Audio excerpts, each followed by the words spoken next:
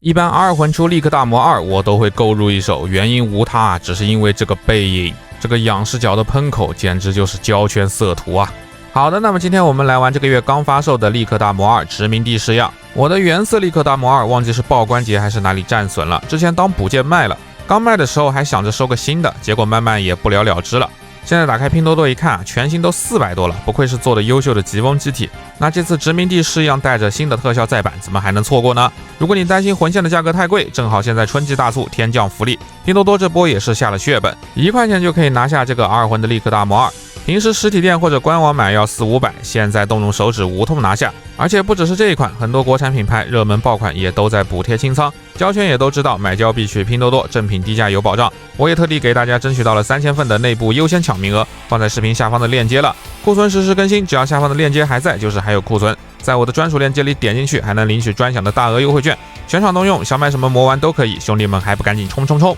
好的，我们言归正传，一起来开箱看一看这一次的殖民地版到底有什么特别之处。可以看到这一次的塑封塞的是横版的。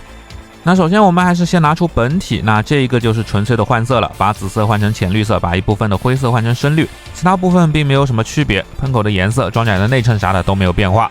你问为什么殖民地式样会用绿色，这就不清楚了，可能赛德6里的绿值比较多吧。本机是在0080口袋里的战争中登场的，登场的时间拢共加起来只有4秒不到，但这已经足够万代换色出一台了。而且因为利克大魔2本身的机设造型就有很多的细节，加上 Anime 系列的利克大魔2素体也做得非常的好，所以即使是镜头放大了看本体细节，这台殖民地式样依然做的是相当优秀的。而这次的深绿色外甲用了半消光质感，虽然没有涂装但整个的质感依然是很优秀的。难怪原色版作为通贩也能稳定的涨价，不愧是精品。只可惜整体只有胸甲上有个5-6的遗印，要是能多来点遗印的细节，喷层消光，估计效果会非常的惊艳。当然了，这个老素体让人惊艳的可不只是造型可动的设计也是相当的优秀。在这个身材下能做出这样的可动，可见戴哥的设计功底，带大家来细品一下吧。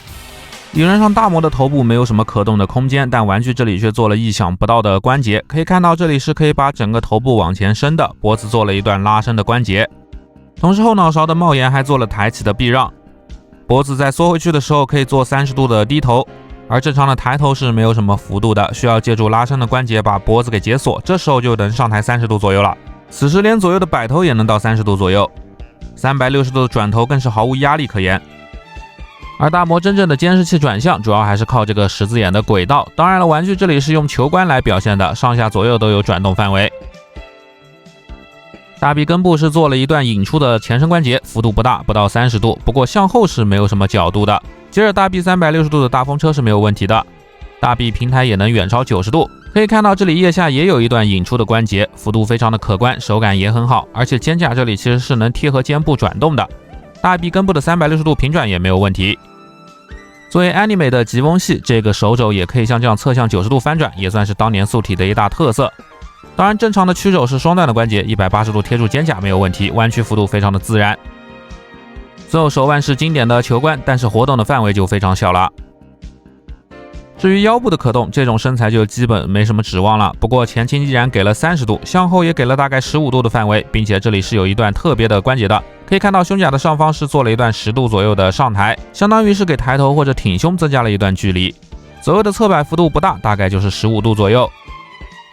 另外腰部的平转是2段，下段30度，上段15度。可以看到转动后的驾驶舱门顶住了胸甲，整个转腰只有45度左右，勉强够用。裙甲这里后裙甲是不可动的，前裙甲可以抬起不到90度，侧裙甲可以抬起一小段，然后前后做微微的转动。前踢的幅度能略微超过90度，说实话在这个造型下这个可动尤其难得，实在是有点出乎意料了。不过后裙甲是不可动的，所以后踢的范围也只有30度左右。侧踢把裙甲打开避让后大概也能踢到60度左右，这里做的确实是有点保守了。根部是一个球关，上方的开槽不够大，做了限位，其实裙甲没有干涉可以抬90度。接着平转坐在了大腿的根部，360度转动是没有问题的。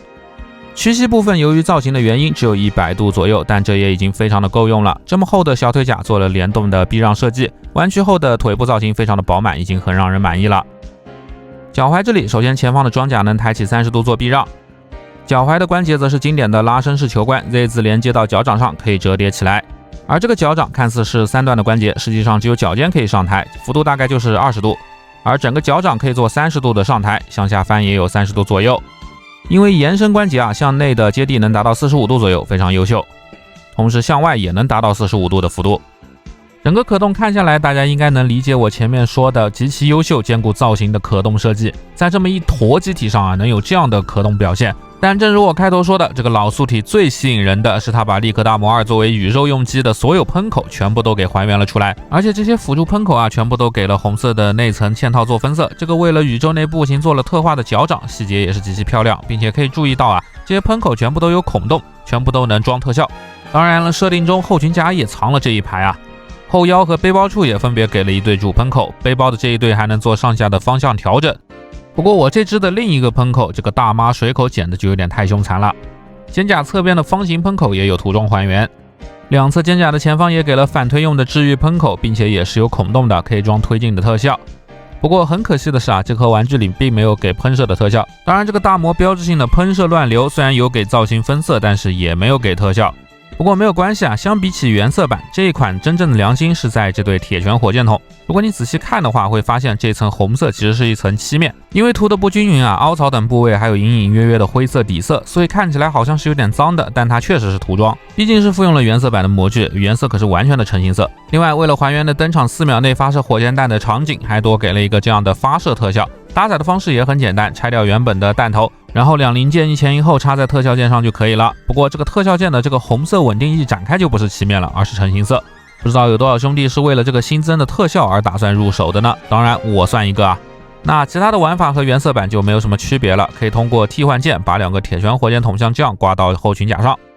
其他配件也和原色版一样，有一对附加的燃料箱，连接的部位是球冠，可以这样摆动。搭载的话直接插到背包上就 OK 了。不过和原色版一样接口太细了，容易掉，而且这里是连到背包基座上的，设定里其实是装到本体上的。然后就是这把经典的大魔用热能键了，当然这里也是准备了加热后的透明特效键可以替换的。再配合上仰视角的喷口细节，就非常适合摆这样的挥砍 pose。另外也给了搭载到背包上的连接键。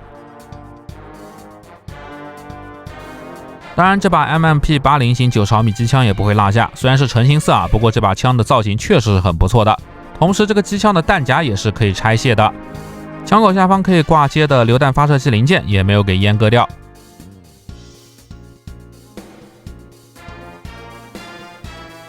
而机枪挂载的连接件也是附属了的。最后对于大魔来说，还有这把最重要的武装巨人火箭筒，虽然和 Fix 里扎古的相比毫无可比性，整个筒身除了握把也完全没有可动，但造型还原的还是很不错的。瞄准镜这里的前后都给了金属绿的涂装，还是比较良心了，并且作为大魔的主武装，配合上本体优秀的可动性，摆一些这样张力拉满的造型不要太轻松。当然挂载到本体上的零件也是都附带了的。只不过如果本体已经挂满了全装备，或者已经搭载了火箭筒的话，这个燃料槽就没有办法再插上去了。OK， 那么所有的武装配件也就是这些了，而且很良心的点在于所有的东西都可以挂载到本体上，搞个这样的全装备大魔造型。最后还剩下一样东西没有讲，就是手型。利克大魔2一共给了6对手型，一对握拳手，一对斜向握持手，两对方向不同的握枪手，以及两对幅度不同的开掌手。这个量也是非常够用的，而且除了部分飞边比较离谱以外，整体的造型其实做的也是很不错的。可以说 Anime 的极风系老素体就没有几个不良心的，丰富的武装配件量加上不错的可动，把玩 Back Pose 的体验也是相当畅快的。这也是我非常喜欢利克大魔2的原因，摆造型是真的帅，而且这次的魂线版本还加了新规的铁拳弹头发射特效，也成了我的必买理由。但是以当前的魂线价格来说，确实是贵了，只能说戴哥涨价越来越离谱了，日本的经济已经这么糟糕了吗？好了，那么以上就是本期评测的全部内容了，喜欢我的视频记得点赞投币关注起来，那么大家下期再见喽。